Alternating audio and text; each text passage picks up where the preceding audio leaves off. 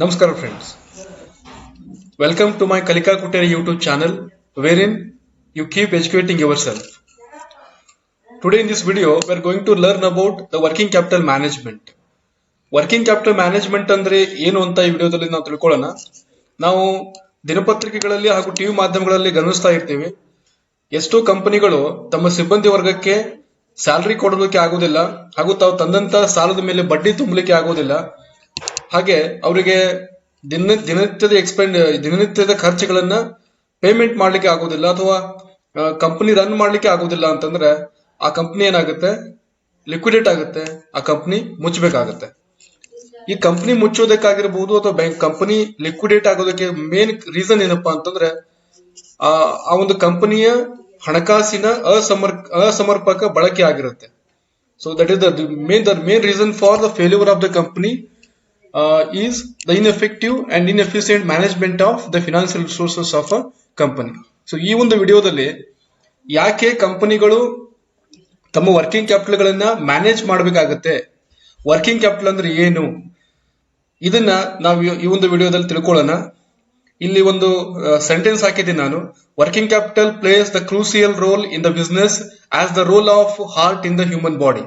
So ನಾವು ಮನುಷ್ಯನಿಗೆ ಯಾವ ತರ ನಮ್ಗೆ ಹೃದಯ ಇಂಪಾರ್ಟೆಂಟು, ಹೃದಯ ಸ್ಥಗಿತವಾಯ್ತು ಅಂದ್ರೆ ವ್ಯಕ್ತಿ ಸಾಯ್ತಾನೋ, ಅದೇ ತರ ವರ್ಕಿಂಗ್ ಕ್ಯಾಪಿಟಲ್ ಸ್ಥಗಿತ ಆಯ್ತು ಅಂತಂದ್ರೆ, ವರ್ಕಿಂಗ್ ಕ್ಯಾಪಿಟಲ್ ಇರ್ಲಿಲ್ಲ ಅಂತಂದ್ರೆ ಕಂಪ್ನಿ ಕೂಡ ಲಿಕ್ವಿಡೇಟ್ ಆಗ್ಬೇಕಾಗತ್ತೆ, ಕಂಪ್ನಿ ಕೂಡ ಮುಚ್ಚಬೇಕಾಗುತ್ತೆ.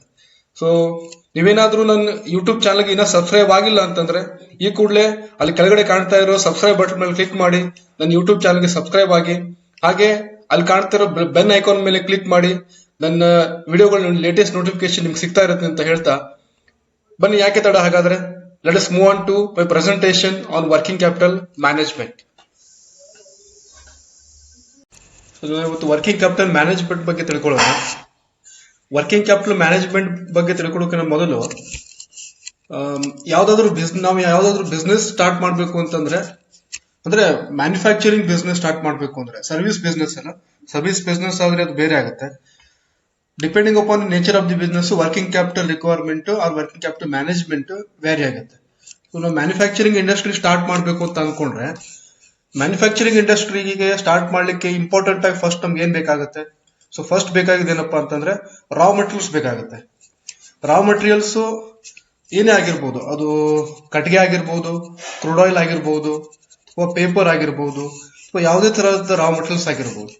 ಸೊ ರಾ ಮೆಟೀರಿಯಲ್ಸ್ ಫಸ್ಟ್ ನಮ್ಗೆ ರಿಕ್ವೈರ್ಮೆಂಟ್ ಇರುತ್ತೆ. ರಾ ಮೆಟೀರಿಯಲ್ಸ್ ಆದ್ಮೇಲೆ ಲೇಬರ್ ರಿಕ್ವೈರ್ಮೆಂಟ್ ಬರುತ್ತೆ. ಲೇಬರ್ ರಿಕ್ವೈರ್ಮೆಂಟ್ ಅಂದ್ರೆ ಒಂದು ಬಿಸ್ನೆಸ್ ಸ್ಟಾರ್ಟ್ ಮಾಡಿ ಅದು ಬಿಸ್ನೆಸ್ ರನ್ ಮಾಡ್ಬೇಕು ಅಂದ್ರೆ ನಮ್ಗೆ ಸ್ಕಿಲ್ಡ್ ಅಂಡ್ ಅನ್ಸ್ಕಿಲ್ಡ್ ಲೇಬರ್ ಬೇಕಾಗ್ತಾರೆ. ಸ್ಕಿಲ್ಡ್ ಅಂತಂದ್ರೆ the person who are working, who are having technical knowledge and professional knowledge. Unskilled ಅಂತಂದ್ರೆ the person who are not having any technical or professional knowledge and they are engaged in manufacturing of goods and services. So ನಾವು labour ಬೇಕಾಗುತ್ತೆ. Next component ಬೇಕಾಗಿದ್ದು ಯಾವುದು? Labour ಬೇಕಾಗುತ್ತೆ. ಆಮೇಲೆ office building ಬೇಕಾಗುತ್ತೆ. Business start ಮಾಡ್ಲಿಕ್ಕೆ ನಮ್ಗೆ ಆಫೀಸ್ ಬಿಲ್ಡಿಂಗ್ ಬೇಕಾಗ್ತದೆ. ಬಿಲ್ಡಿಂಗ್ ಆದ್ಮೇಲೆ ನಮ್ಗೆ ಮಷಿನ್ಸ್ ಬೇಕಾಗುತ್ತೆ. ಈಗ ಮ್ಯಾನುಫ್ಯಾಕ್ಚರಿಂಗ್ ಅಂತ ತಗೊಂಡಾಗ ಅದು ಪೇಪರ್ ಮ್ಯಾನುಫ್ಯಾಕ್ಚರಿಂಗ್ ಆಗಿರ್ಬೋದು, ಅಥವಾ ಕ್ಲಾತ್ ಮ್ಯಾನುಫ್ಯಾಕ್ಚರಿಂಗ್ ಆಗಿರ್ಬೋದು, ಫ್ಯಾನ್ ಮ್ಯಾನುಫ್ಯಾಕ್ಚರಿಂಗ್ ಆಗಿರ್ಬೋದು, ಅಥವಾ ಯಾವುದೇ ವಸ್ತುವನ್ನ ಮ್ಯಾನುಫ್ಯಾಕ್ಚರ್ ಮಾಡೋದಾಗಿರ್ಬೋದು, ಆ ವಸ್ತುವನ್ನ ಮ್ಯಾನುಫ್ಯಾಕ್ಚರ್ ಮಾಡ್ಲಿಕ್ಕೆ ನಮ್ಗೆ ಮಷಿನ್ಸ್ ಬೇಕಾಗುತ್ತೆ. So that is the another requirement for starting a manufacturing industry. So then ಮತ್ತೇನ್ ಬೇಕಾಗುತ್ತೆ ಅಂತಂದ್ರೆ ಫರ್ನಿಚರ್ಸ್ ಬೇಕಾಗುತ್ತೆ. Furnitures and fixtures. ನಾವು ಆಫೀಸ್ ಅಲ್ಲಿ well equipped furnitures and fixtures fix ಮಾಡೋದ್ರ ಮೂಲಕ ನಾವು ಆಫೀಸ್ ನ ಚೆನ್ನಾಗಿ ರನ್ ಮಾಡಬಹುದು. ಸೊ ಒಂದು ಬಿಸ್ನೆಸ್ ಸ್ಟಾರ್ಟ್ ಮಾಡ್ಲಿಕ್ಕೆ the another requirement is furnitures and fixtures. Then ನಾವು one more requirement is the electronic devices like computers, fans, CCTV cameras etcetera. ಇವೆಲ್ಲ ನಮ್ಗೆ ರಿಕ್ವೈರ್ಮೆಂಟ್ಸ್ ಇರುತ್ತೆ. ಯಾವುದು? ರಾ ಮೆಟೀರಿಯಲ್ಸ್ ಬೇಕಾಗುತ್ತೆ ಬಿಸ್ನೆಸ್ ಸ್ಟಾರ್ಟ್ ಮಾಡ್ಲಿಕ್ಕೆ, ಲೇಬರ್ ಬೇಕಾಗುತ್ತೆ ಸ್ಟಾರ್ಟ್ ಮಾಡ್ಲಿಕ್ಕೆ, ಆಫೀಸ್ ಬಿಲ್ಡಿಂಗ್ ಬೇಕು, ಮಷಿನರೀಸ್ ಬೇಕು, ಆಮೇಲೆ ಫರ್ನಿಚರ್ಸ್ ಬೇಕು, ಮತ್ತೆ ಎಲೆಕ್ಟ್ರಾನಿಕ್ ಡಿವೈಸಸ್ ಕೂಡ ಬೇಕು. ಸೊ ಇವೆಲ್ಲವನ್ನ ಖರೀದಿ ಮಾಡ್ಲಿಕ್ಕೆ ನಮ್ಗೆ ಏನ್ ಬೇಕಾಗುತ್ತೆ? ಮುಖ್ಯವಾಗಿ ಏನ್ ಬೇಕು ಅಂದ್ರೆ ನಮ್ಗೆ ಹಣಕಾಸು ಬೇಕಾಗುತ್ತೆ. ದುಡ್ಡಿದ್ರೆ ಮಾತ್ರ ಇವೆಲ್ಲ ಖರೀದಿ ಮಾಡಬಹುದು ಅಲ್ವಾ? So for purchasing raw material or for acquiring or for appointing the labour, for construction of the building, for acquiring the machineries or for acquiring the furnitures and electronic devices, the company must have money. So financial needs ಇರುತ್ತೆ, ಕಂಪನಿಗೆ ಒಂದು finance ಬೇಕಾಗುತ್ತೆ, ಹಣ ಬೇಕಾಗುತ್ತೆ. So ನಾವಿಲ್ಲಿ ಗಮನಿಸಿದ್ರೆ the financial requirements of a company or needs of a company can be classified into categories. ನಮಗೆ business start ಮಾಡ್ಲಿಕ್ಕೆ ಹಣ ಏನಕ್ಕೆ ಬೇಕು ಅಂದ್ರೆ ಎರಡಕ್ಕೆ ಹಣ ಬೇಕಾಗುತ್ತೆ. ಒಂದು ವರ್ಕಿಂಗ್ ಕ್ಯಾಪಿಟಲ್ ನೀಡ್ಸ್ ಅಂತ ಕರಿತಾ ಇದ್ದೀವಿ. ಇನ್ನೊಂದು ಯಾವ್ದಪ್ಪ ಅಂತಂದ್ರೆ fixed capital needs. Working capital needs ಅಂತಂದ್ರೆ so for the purpose of making investment in inventory, for the purpose of appointing labours and for the purpose of selling the goods and services in the market, the capital needed for day-to-day activities of the business. Working capital ಅಂದ್ರೆ ಏನು? ಎಂತ capital? Such working capital is a capital which is needed for meeting the day-to-day obligations of a business. Then fixed capital needs. ಹಣಕಾಸು ಮತ್ತೊಂದಕ್ಕೆ ಯಾವ್ದಕ್ಕೆ use ಮಾಡ್ತಾರೆ business ಅವರು? Fixed capital needs ಗೆ use ಮಾಡ್ತಾರೆ. For example, ಈಗ ಬಿಲ್ಡಿಂಗ್ಸ್ ಪರ್ಚೇಸ್ ಮಾಡ್ಬೇಕು ಅಂತಂದ್ರೆ, machinery purchase ಮಾಡಬೇಕು ಅಂದ್ರೆ, ಫರ್ನಿಚರ್ ಪರ್ಚೇಸ್ ಮಾಡಬೇಕು ಅಂದ್ರೆ, ಎಲೆಕ್ಟ್ರಾನಿಕ್ ಡಿವೈಸಸ್ ಪರ್ಚೇಸ್ ಮಾಡಬೇಕು ಅಂದ್ರೆ ನಮ್ಗೆ ಏನ್ ಬೇಕಾಗುತ್ತೆ? ಫಿಕ್ಸ್ಡ್ ಕ್ಯಾಪಿಟಲ್ ನೀಡ್ಸ್ ಬೇಕಾಗುತ್ತೆ. ಸೊ ಇಲ್ಲಿ ವರ್ಕಿಂಗ್ ಕ್ಯಾಪಿಟಲ್ ಮತ್ತೆ ಫಿಕ್ಸ್ಡ್ ಕ್ಯಾಪಿಟಲ್ ಗೆ ಡಿಫರೆನ್ಸ್ ಏನಪ್ಪಾ ಅಂತಂದ್ರೆ, investment in working capital it is for the shorter period and that can be converted into cash. The investment in current asset can be converted into cash within a period of 1 year or within a operating cycle of a business. That is the difference. Operating cycle ಅಂತಂದ್ರೆ, ನಾನು operating cycle ಗೆ one more video ಮಾಡ್ತೀನಿ. ಆ ವಿಡಿಯೋನಲ್ಲಿ ನಾನು operating cycle ಬಗ್ಗೆ ಮಾತನಾಡ್ತೇನೆ. So fixed capital is nothing but the capital, the investment made in fixed assets of a company, like investment in building, machinery, furnitures and other fixed assets. So these are the two main financial requirements of a company. So investment in current asset and investment in fixed assets. So investment in inventory, investment in labor and investment in working capital. Andre investment in current asset is called as working capital and the investment in fixed asset it is called as fixed capital. ನೀವೇನಾದ್ರೂ invest working capital ಅಂತಂದ್ರೆ ರಾ materials ಆಗಿರ್ಬೋದು, debtors ಅಲ್ಲಿ ಆಗಿರ್ಬೋದು investment ಮಾಡಿದ್ರೆ ಅದನ್ನ ಈಸಿಯಾಗಿ within A period of 1 year ನಾವು cash ಗೆ ಕನ್ವರ್ಟ್ ಮಾಡಬಹುದು. ಅದಕ್ಕೋಸ್ಕರ ಅದನ್ನೇನಂತ ಕರಿತೀವಿ ನಾವು? ವರ್ಕಿಂಗ್ ಕ್ಯಾಪಿಟಲ್ ಇನ್ವೆಸ್ಟ್ಮೆಂಟ್ ಅಂತ ಕರಿತೀವಿ, ಆರ್ ಕರೆಂಟ್ ಅಸೆಟ್ ಅಂತ ಕೂಡ ಕರೀತಾರೆ. ಸಪೋಸ್ ನೀವೇನಾದ್ರೂ ಫಿಕ್ಸ್ಡ್ ಅಸೆಟ್ ಇನ್ವೆಸ್ಟ್ ಮಾಡಿದ್ರೆ ನೀವು within A period of 1 year ಅದನ್ನ ಕನ್ವರ್ಟ್ ಮಾಡ್ಲಿಕ್ಕೆ ಆಗುದಿಲ್ಲ into cash. So the investment which is cannot be converted into cash within a period of 1 year or within the operating cycle of the company is called as fixed investment. Illi working capital, now working planning and controlling of investment made in current assets of a company, we call it as working capital management, and the planning and controlling of investment made in fixed assets of a company, we call it as capital budgeting decisions. ನಾವಿಲ್ಲಿ main ಆಗಿ ನೋಡ್ತಾ ಇರೋದು capital budgeting decisions ಅಲ್ಲ, working capital management decisions. ನಾವು working capital management ನ ನೀಟಾಗಿ ಮಾಡಲಿಲ್ಲ ಅಂತಂದ್ರೆ, ಕರೆಕ್ಟ್ ಆಗಿ ಮಾಡಲಿಲ್ಲ ಅಂತಂದ್ರೆ, ಪ್ರಾಪರ್ ಆಗಿ ಮಾಡಲಿಲ್ಲ ಅಂತಂದ್ರೆ ಏನಾಗುತ್ತೆ? ಕಂಪನಿಗೆ ಲಾಸ್ ಆಗೋ ಸಾಧ್ಯತೆ ಇರುತ್ತೆ. ನೀವೇನಾದ್ರೂ ವರ್ಕಿಂಗ್ ಕ್ಯಾಪಿಟಲ್ ಕರೆಕ್ಟ್ ಆಗಿ ಮ್ಯಾನೇಜ್ಮೆಂಟ್ ಮಾಡಲಿಲ್ಲ ಅಂತಂದ್ರೆ ಕಂಪನಿ ಲಿಕ್ವಿಡಿಟಿಗೆ ಅಫೆಕ್ಟ್ ಆಗುತ್ತೆ. ಕಂಪನಿ ಲಿಕ್ವಿಡಿಟಿ ಅಫೆಕ್ಟ್ ಆಯ್ತು ಅಂದ್ರೆ ಡೇ ಟು ಡೇ ಎಕ್ಸ್ಪೆಂಡಿಚರ್ ನ ಪೇಮೆಂಟ್ ಮಾಡ್ಲಿಕ್ಕೆ ಆಗುದಿಲ್ಲ. ಡೇ ಟು ಡೇ ಎಕ್ಸ್ಪೆನ್ಸಸ್ ಅಂದ್ರೆ ಎಂತ ಎಕ್ಸ್ಪೆನ್ಸಸ್ ಆಗಿರ್ಬೋದು, ಮಟೀರಿಯಲ್ ಎಕ್ಸ್ಪೆನ್ಸಸ್ ಆಗಿರ್ಬೋದು, ಲೇಬರ್ ಎಕ್ಸ್ಪೆನ್ಸಸ್ ಆಗಿರ್ಬೋದು, ಆಫೀಸ್ ಎಕ್ಸ್ಪೆನ್ಸಸ್ ಆಗಿರ್ಬೋದು, ಆಮೇಲೆ ಸೆಲ್ಲಿಂಗ್ ಎಕ್ಸ್ಪೆನ್ಸಸ್ ಆಗಿರ್ಬೋದು.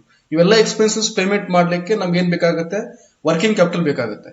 So proper and management of working capital is very much needed. That is the main task of a financial manager. So it is said that, so ಅದಕ್ಕೋಸ್ಕರ ಏನಂತಾರೆ, working capital place the crucial role in the business as the heart in the human body. So we do lot of things for proper management of our heart. ನಾವು ನಮ್ಮ heart ನ management ಮಾಡ್ಲಿಕ್ಕೆ, ಅದನ್ನ proper functioning ಅಲ್ಲಿ ಇಟ್ಕೊಳ್ಳಿಕ್ಕೆ ನಾವೇನೆಲ್ಲ ಮಾಡ್ತಾ ಇರ್ತೀವಿ. Walking ಆಗಿರ್ಬೋದು, jogging ಆಗಿರ್ಬೋದು, ಪ್ರಾಣಾಯಾಮ ಆಗಿರ್ಬೋದು, ಯೋಗ ಆಗಿರ್ಬೋದು, ಏನೆಲ್ಲ ಮಾಡ್ತಾ ಇರ್ತೀವಿ. ಸೊ ಇಲ್ಲೂ ಕೂಡ ಏನ್ ಮಾಡ್ಬೇಕಾಗುತ್ತೆ? ನಾವು ಬಿಸ್ನೆಸ್ ಅಲ್ಲಿ ಇನ್ವೆಸ್ಟ್ಮೆಂಟ್ ಮಾಡಿದಂತ ಕ್ಯಾಪಿಟಲ್ ನ, ಶಾರ್ಟ್ ಟರ್ಮ್ ಕ್ಯಾಪಿಟಲ್ ನ ಪ್ರಾಪರ್ ಆಗಿ ಮ್ಯಾನೇಜ್ ಮಾಡಬೇಕಾಗುತ್ತೆ. ಸೊ ಇಲ್ಲ ಅಂತಂದ್ರೆ ಏನಾಗುತ್ತೆ? ಕಂಪನಿ ಲಿಕ್ವಿಡಿಟಿ ಕ್ರೈಸಿಸ್ ಶುರುವಾಗಿ company may go to liquidation. So that is the main the management of working capital of a company, it is the main task of a business. ಏನಂತ ತಿಳ್ಕೊಳ್ಳೋಣ ಈಗ.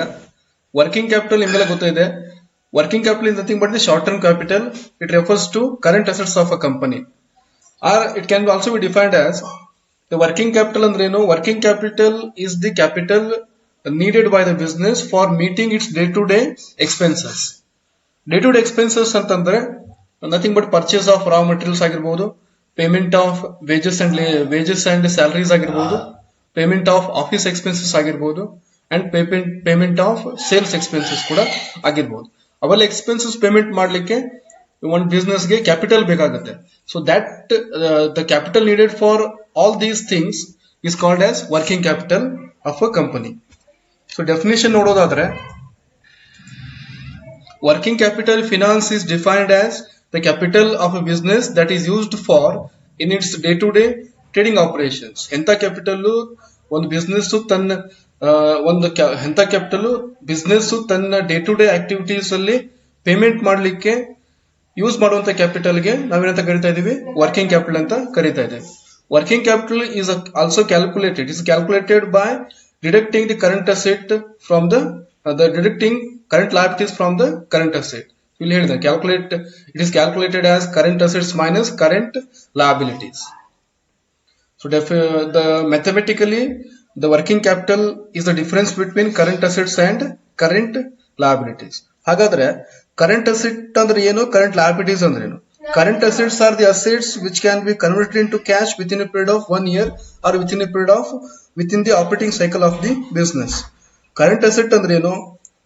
Current asset ಅಂತಂದ್ರೆ ಅದನ್ನ ಎಂತ asset ಅದನ್ನ cash convert ಮಾಡೋಕೆ ಬರಬೇಕು ಒಂದು ವರ್ಷದಲ್ಲಿ, ಅಥವಾ ಆಪರೇಟಿಂಗ್ ಸೈಕಲ್ ಅಂತ ಇರುತ್ತಲ್ಲ, ಬಿಸ್ನೆಸ್ ಆಪರೇಟಿಂಗ್ ಸೈಕಲ್, ಅದರಲ್ಲೇನೆ ಕ್ಯಾಶ್ ಗೆ ಕನ್ವರ್ಟ್ ಮಾಡ್ಲಿಕ್ಕೆ ಬರುವಂತ ಅಸೆಟ್ ನಾವೆಂತ ಕರಿತಾ ಇದೀವಿ, ಕರೆಂಟ್ ಅಸೆಟ್ ಅಂತ ಕರಿತಾ ಇದ್ದೀವಿ. ಕರೆಂಟ್ ಲಯಬಿಲಿಟೀಸ್ ಅಂದ್ರೆ ಏನು? The liabilities which are to be paid within a period of 1 year or the liabilities which are to be paid within the operating cycle of a business. ಒಂದು ವರ್ಷದಲ್ಲಿ ಅಥವಾ ಒಂದು operating cycle of the business ಅಲ್ಲಿ ನಾವು payment ಮಾಡಬೇಕಾಗಿರೋ liabilities ಗಳನ್ನ current liabilities ಅಂತ ಕರಿತಾ ಇದ್ದೀವಿ. ಸೊ ನಾವು components of current asset and current liabilities ನೋಡೋದಾದ್ರೆ, there are different components of current assets and current liabilities. Current assets components ಯಾವುದು ಅಂತ ಕೇಳಿದ್ರೆ, inventories is a current asset component, account receivables, cash and cash balances, prepaid expenses and accrued incomes. Inventories ಅಂದ್ರೆ not only the inventory of finished goods, it is the inventory of raw materials, inventory of work in progress and also the inventory of finished goods. All these inventory is called as inventory of a company. So account receivables andre enu? Account receivable ಅಂತಂದ್ರೆ basically the debtors and bills receivables. Then cash and bank balances, the cash in the hand and bank balance in the bank account of a company is called as cash and bank balances. Prepaid expenses ಅಂದ್ರೆ ಏನು? The expenses which are paid in advance is called as prepaid expenses. For example, ಈ month ಕೊಡಬೇಕಾಗಿರೋ rent ನ ಮುಂದಿನ ತಿಂಗಳು ಕೊಡಬೇಕಾಗಿರೋ rent ನ ಈ ತಿಂಗಳು payment ಮಾಡಿದ್ರೆ it becomes prepaid expenses. Or ಮುಂದಿನ ತಿಂಗಳು ಕೊಡಬೇಕಾಗಿರೋ ಸ್ಯಾಲರಿ ಮತ್ತೆ ವೇಜಸ್ ನ ಈ ತಿಂಗಳು ಪೇಮೆಂಟ್ ಮಾಡಿದ್ರೆ ಅದೇನಾಗುತ್ತೆ, ಪ್ರೀಪೇಡ್ ಎಕ್ಸ್ಪೆನ್ಸಸ್ ಆಗುತ್ತೆ. ಅಕ್ರೂಡ್ ಇನ್ಕಮ್ಸ್ ಅಂದ್ರೆ ಏನು? ಈ ತಿಂಗಳು ನಿಮ್ಗೆ ಇನ್ಕಮ್ ಅಕ್ರೂ ಆಗಿದೆ in the form of rent or in the form of interest or anything. ಆ ಇನ್ಕಮ್ ಈ ತಿಂಗಳು ಬರ್ಲಿಲ್ಲ ಅಂತಂದ್ರೆ it becomes accrued income, but it is not at ರಿಶ್ಯೂ ಆಗಿಲ್ಲ, ಬಟ್ ಅಕ್ರೂ ಆಗಿದೆ. So that is the accrued incomes. So these are the different components of current asset. Current liabilities component ಅಂದ್ರೆ ಯಾವುದು? ಕರೆಂಟ್ ಲಯಬಿಲಿಟೀಸ್ ಕಾಂಪೋನೆಂಟ್ ಅಂದ್ರೆ account payables, outstanding expenses, pre received incomes and accrued expenses. Account payables ಅಂದ್ರೆ as per the amended companies act of 2013 we don't call the account, the creditors and bills payables are called as account payables. ಇಲ್ಲಿ account payables ಅಂದ್ರೆ ಯಾವುದು? It includes the current liabilities, the account payables ಅಂದ್ರೆ ಏನು? It includes the creditors of a company and bills payables of a company. Then outstanding expenses ಅಂದ್ರೆ ಏನು? The expenses which are not paid by the company. ಈ ತಿಂಗಳು ಕೊಡಬೇಕಾಗಿದೆ expenses, but ನಾ company payment ಮಾಡಲಿಲ್ಲ ಅಂತಂದ್ರೆ that becomes outstanding expenses. ಈ ತಿಂಗಳು due date ಬಂದಿದೆ ಎಕ್ಸ್ಪೆನ್ಸಸ್. ಫಾರ್ ಎಕ್ಸಾಂಪಲ್ ರೆಂಟ್ ಕೊಡಬೇಕಾಗಿದೆ, ನೀವು ಈ ತಿಂಗಳು ಕೊಡ್ಲಿಲ್ಲ ಅಂದ್ರೆ ನೆಕ್ಸ್ಟ್ ಮಂತ್ಗೆ ಅದು ಡೆಫರ್ ಆಗಿತ್ತು ಅಂದ್ರೆ that becomes the outstanding expenses. Pre received incomes. ನಿಮ್ಗೆ ಬರಬೇಕಾಗಿರೋ ಇಂಟ್ರೆಸ್ಟ್ ಅಥವಾ ರೆಂಟ್ ನ ನೀವು ಅಡ್ವಾನ್ಸ್ ರಿಸೀವ್ ಮಾಡಿದ್ರೆ that is the pre received income, ಅದು ಕರೆಂಟ್ ಲಯಬಿಲಿಟಿ ಕಾಂಪೋನೆಂಟ್ ಆಗುತ್ತೆ. ದೆನ್ ಅಕ್ರೂಡ್ ಎಕ್ಸ್ಪೆನ್ಸಸ್ ಅಕ್ರೂ ಆಗಿದೆ, ಇನ್ನ ಪೇಮೆಂಟ್ ಆಗಿಲ್ಲ ಅಂತಂದ್ರೆ ಅದೇನಾಗುತ್ತೆ. ಸ್ನೇಹಿತರೆ, ಈ ಒಂದು ವಿಡಿಯೋ ನಿಮ್ಗೆ ಲೈಕ್ ಆಗಿದ್ರೆ ಈ ವಿಡಿಯೋನ ಶೇರ್ ಮಾಡಿ, ಲೈಕ್ ಮಾಡಿ, ಹಾಗೆ ಕಾಮೆಂಟ್ ಮಾಡಿ. ಈ ವರ್ಕಿಂಗ್ ಕ್ಯಾಪಿಟಲ್ ಮ್ಯಾನೇಜ್ಮೆಂಟ್ ಅನ್ನೋ ಟಾಪಿಕ್ ಒಂದು ವಿಡಿಯೋದಲ್ಲಿ ಮುಗಿಯೋದಿಲ್ಲ. ಸೊ ಆದ ಕಾರಣ ನಾನು ಸೀರೀಸ್ ಆಫ್ ವಿಡಿಯೋಗಳನ್ನ ಮಾಡ್ತಾ ಇರ್ತೀನಿ. ನನ್ನ ಯೂಟ್ಯೂಬ್ ಚಾನಲ್ ಕಲಿಕಾ ಕುಟೀರದಲ್ಲಿ ಹಾಕ್ತಾ ಇರ್ತೇನೆ. ನಿಮ್ಗೆ ಆ ವಿಡಿಯೋಗಳ ಲೇಟೆಸ್ಟ್ ನೋಟಿಫಿಕೇಶನ್ ಬೇಕು ಅಂತಂದ್ರೆ ಆ ಕೆಳಗಡೆ ಕಾಣ್ತಾ ಇರೋ ಸಬ್ಸ್ಕ್ರೈಬ್ ಬಟನ್ ಮೇಲೆ ಕ್ಲಿಕ್ ಮಾಡಿ, ಹಾಗೆ ಅಲ್ಲಿ ಬೆಲ್ ಐಕಾನ್ ಕಾಣ್ತಾ ಇದೆ ಅದ್ರ ಮೇಲೂ ಕ್ಲಿಕ್ ಮಾಡಿ. ನಿಮ್ಗೆ ನನ್ನ ವಿಡಿಯೋಗಳ ಲೇಟೆಸ್ಟ್ ನೋಟಿಫಿಕೇಶನ್ ಸಿಗ್ತಾ ಇರುತ್ತೆ. ಸೊ ಮುಂದಿನ ವಿಡಿಯೋದಲ್ಲಿ ನಾವು ಭೇಟಿಯಾಗೋಣ. ಅಲ್ಲಿವರೆಗೂ ನಮಸ್ಕಾರ.